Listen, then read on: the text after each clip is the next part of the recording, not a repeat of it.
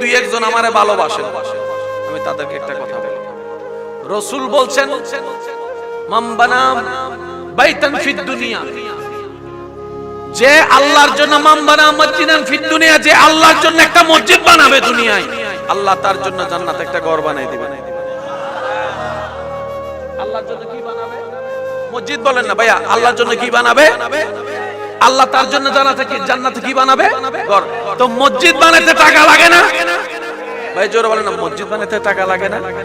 তো সবার কাছে তো আর টাকা নাই। তো নবী বলছেন মসজিদ বানাও আল্লাহর জন্য, আল্লাহ জান্নাতে ঘর বানাই দিবে। তো এরকম হলে তো সব কোটিপতি নিয়ে যাবে, কোটিপতি নিয়ে যাবে। নবী বলে যে তোমরা বুঝো নাই, মসজিদ কেউ কখনো একক টাকায় এই পর্যন্ত বানাইতে পারে না। আপনি খেয়াল করে দেখেন, একটা একক ভাবে কেউ হাজার কোটি টাকার মালিক হলো, মসজিদ একা বানাইতে পারে নাই। একটা টাকা হলেও মানুষের ঢুকে গেছে। নবী বলছেন যেখানে মসজিদ বানায়, তুমি তোমার হালাল একটা টাকা দিয়ে শরীক হয়ে যাও, ওই কোটি টাকা দেনওয়ালার জন্য আল্লাহ যেরকম জান্নাতে ঘর বানাই দিবে, তোমার জন্য আল্লাহ জান্নাতে একটা ঘর বানাই দিবে। এবার উম্মত বলে ইয়া রাসূলুল্লাহ আমার তো এক টাকাও নাই, আমি কি করব? নবী বলে যে ইটটা আগায় দাও,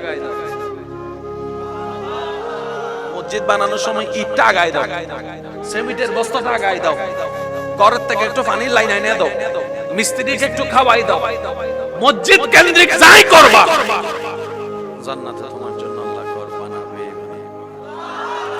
এখানে অনেক মানুষ আছে স্বপ্ন দেখে, ইস আমরাও যদি এরকম একটা মাহফিল করতে পারতাম।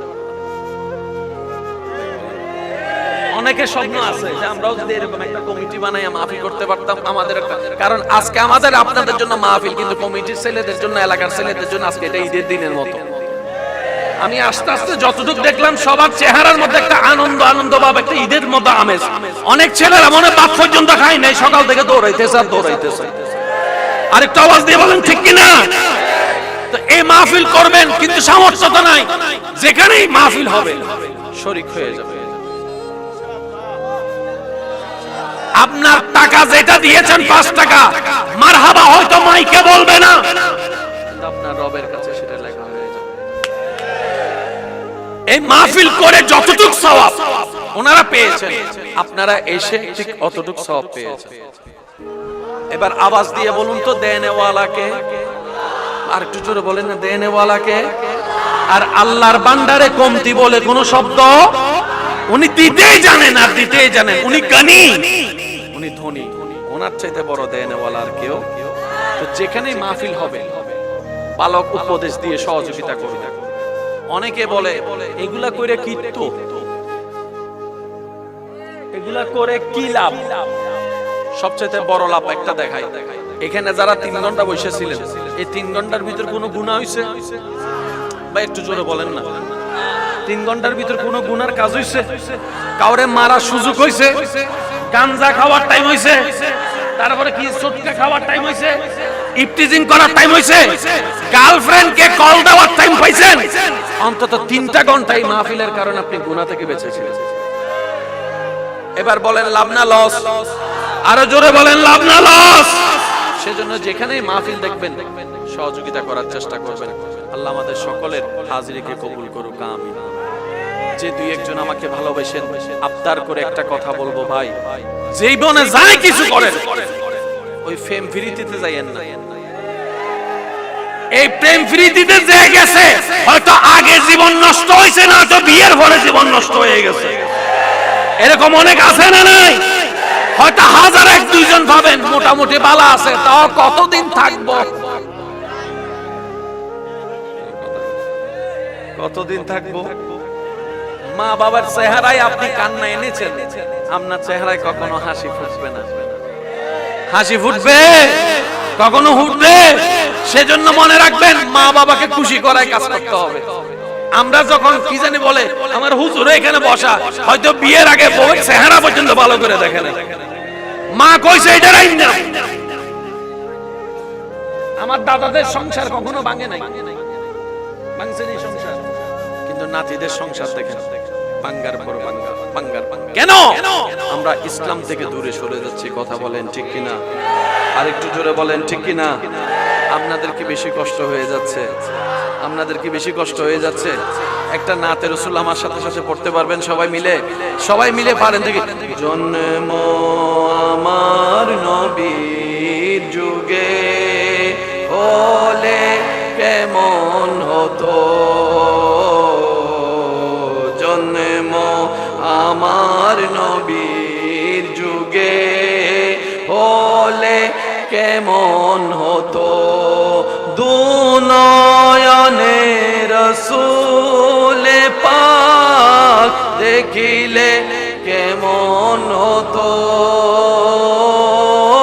দুনয়নে রাসূল পাক দেখিলে কেমন হতো, জন্ম আমার নবীর যুগে হলে। মাশাআল্লাহ, একটু জোরে। জন্ম আমার নবীর যুগে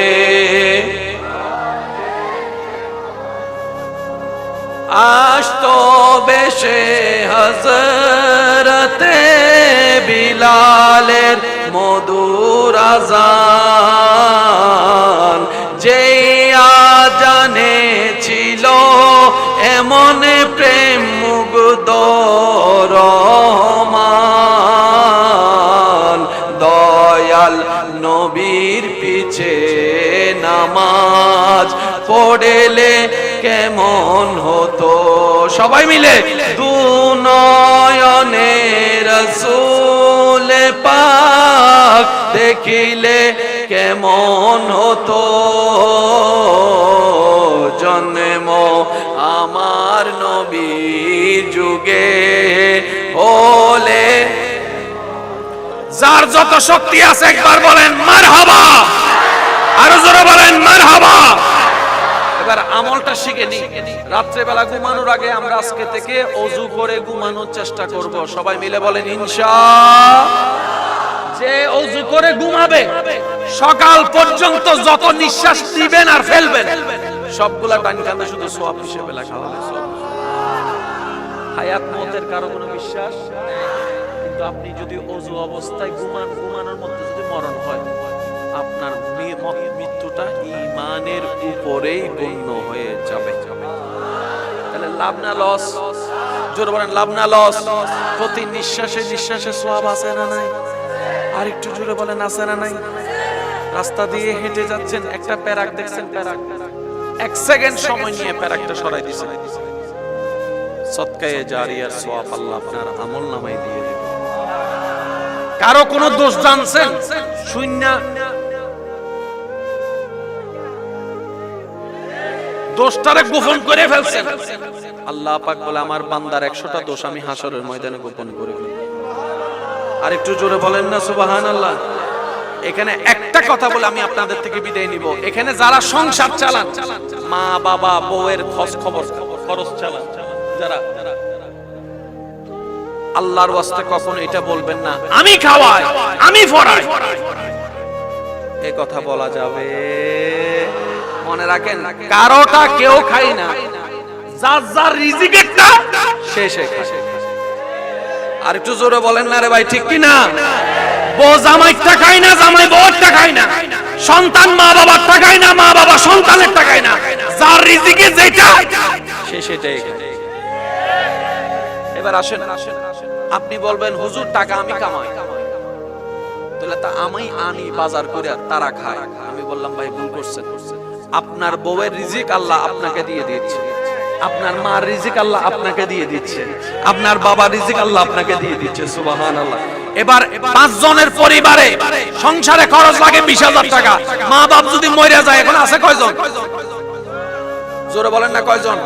তাহলে 20,000 টাকা দিয়ে আগে চলতো যেরকম, এখন কিছু টাকা বাঁচার কথা না? মা বাপ মরার পরে দেখবেন যে টাকা খুঁজে পাবেন। যাদের মা বাপ নাই জিজ্ঞেস করেন, খরচ কিন্তু ঠিকই, কিন্তু মা বাবার যেটা খরচ হইতো এটা জান নাই, ওইটা তো সেভিং হওয়ার দরকার ছিল। আল্লাহ বলে যে না, তোর মাটা তোর মার সাথে নিয়ে আসছে। সুবহানাল্লাহ কইতে না? তোর বাবারটা তোর বাবা নিয়ে আসছে, তোর মারটা তোর মা নিয়ে আসছে, কারোটা কেউ খায় না। আমি আল্লাহই রাজ্জাক, সবাইকে আমিই খাওয়াই, আমিই খাওয়াই, আমিই খাওয়াই। চিৎকার দিয়ে বলেন সুবহানাল্লাহ। তো কি বলবেন? আল্লাহ, আমার বউটার সেবা যে তুমি আমাকে দিয়ে করাচ্ছ, স্বামীর সেবা যে আমাকে দিয়ে করাচ্ছ, মা বাবার সেবা যে আমাকে করতে দিয়েছো, তোমার দরবারে শুকরিয়া, তোমার দরবারে শুকরিয়া, তোমার দরবারে শুকরিয়া। রব যখন দেখবে আপনার জীবনে লাইন শাকাতুম পাওয়া গিয়েছে, আল্লাহ সাথে সাথে লা আযীদান্নাকুম বলে আপনার রিজিক বাড়াই দিবে। বলেন না সুবহানাল্লাহ? আরেকটু জোরে বলেন সুবহানাল্লাহ। জান্নাত পাওয়া কঠিন নয়, শেষ কথা, জান্নাত পাওয়া কঠিন নয়। দীপ্ত কণ্ঠে উলামায়ে কেরামের দোয়া নিয়ে বলছি, অনেক মুরব্বিরা এখানে আছেন। জান্নাত পাওয়া কঠিন নয়, যেখানে আমাদের রব রহমান, যেখানে আমাদের নবী রাহমাতুল লিল আলামিন, যেখানে আমাদের কিতাব কোরআনুল কারীম, যেখানে আমরা হচ্ছি শ্রেষ্ঠ নবী, শ্রেষ্ঠ উম্মত। আমরা যদি জান্নাত না পাই, পাবে তো আর পাবে কে? পাবে তো আর পাবে কে? পাবে তো আর পাবে কে? অন্য নবীর একটা সওয়াবের বিনিময়ে একটা সওয়াব ছিল, একটা গুনার বিনিময়ে একটা গুনাহ ছিল। আমাদের একটা গুনার বিনিময়ে একটা গুনাহ, একটা সওয়াবের বিনিময়ে 7 লাখেরও বেশি সওয়াব পাওয়া যায়। অন্য নবীর উম্মতেরা ঘুমাইলে সওয়াব হতো না, আপনি ঘুমাইলেও সওয়াব। সুবহানাল্লাহ কি বলবেন না জোরে? মা বাবা চেহারা তাকাই আছেন, 4 লাখ টাকা বাইচে গেছে হজের সওয়াব। এটা শুধু একমাত্র আমরা পেয়েছি। এবার জগৎ জিজ্ঞেস করে, কিরে তারাও আল্লাহর বান্দা, মুসা নবীর উম্মত আল্লাহর বান্দা, ওরা এত স্পেশাল কেন?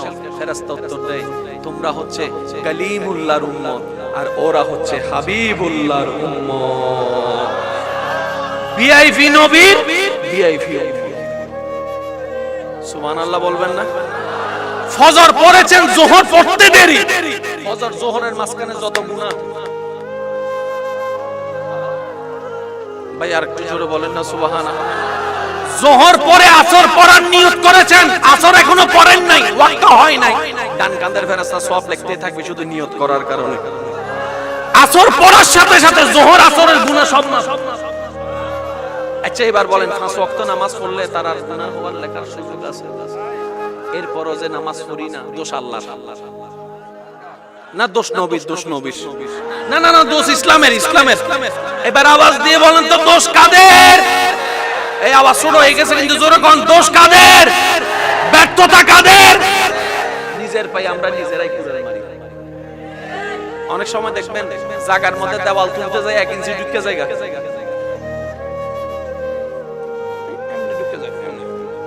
কিতারে তুই তো আমার জায়গায় ভুল হয়ে গেছে, সরি, তো দেওয়াল তো তুলে লাইছে, এখন তার ভাঙা যাইতো না। আপনি কত বড় বোকামি করছেন জানেন? এবার টোটাল অঙ্ক মিলান, বাপের সম্পদ কামাই নিজের জন্য না সন্তানের জন্য? ভাই আওয়াজটা একটু বড় করে দেন যারা শিখতে চান। বাবা সন্তান সম্পদ কামাই কি নিজের জন্য না সন্তানের জন্য? দাদা নানা সম্পদ জোড়াই কি নিজের জন্য না নাতিদের জন্য? আপনি তো চলে যাচ্ছেন, পরবর্তী প্রজন্ম তো থাকবে, তখন আল্লাহ তাআলা আপনাদের সন্তান থেকে নাতি থেকে ওই সম্পদ নিয়ে নেবে। কথা বুঝেন না মনে হয়? গর্ত করবেন অন্যের জন্য, পড়বেন সেই গর্ত হয়তো আপনি, নয়তো আপনার সন্তান, নয়তো আপনার নাতি।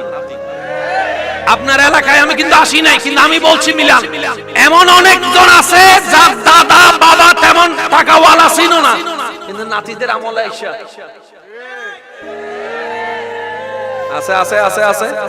এবার তারে যাই প্রশ্ন করেন, কি তারে তোর বাবা গরিব দাদাও গরিব, তুই গলি কেমনে কেমনে কেমনে কেমনে? আল্লাহ কয় কেমনে কেমনে না, তোর দাদা যে সম্পত্তি হারাইছিল এগুলো আমি তোর মধ্যে দান করে দিয়েছি। আল্লাহ কখনো কাউকে বঞ্চিত করে না। আমি যদি অন্যেরটা খাই, আমার ছেলে মেয়ে অন্যরা খাবেই খাবে। এবার বাপ হয়ে যদি আপনি পছন্দ করেন আমার ছেলে মেয়ে অপমান হোক, তাহলে তার কিছু বলার নেই, করার নেই। সেজন্য ইসলাম কত সুন্দর দিয়েছেন, অন্যকে সাহায্য করো, আল্লাহ তোমাকে সাহায্য করবে। সুবহানাল্লাহ। অন্যের বিপদ দূর করো, আল্লাহ তোমার বিপদ দূর করবে। অন্যের ইজ্জত হেফাজত করো, আল্লাহ তোমার ইজ্জতকে হেফাজত রাখবে। আল্লাহ আমাদের সবাইকে কবুল করুক, আমিন। এই তো দাঁড়াই আমরা নবীকে সালাম দিব, ইয়া নবী।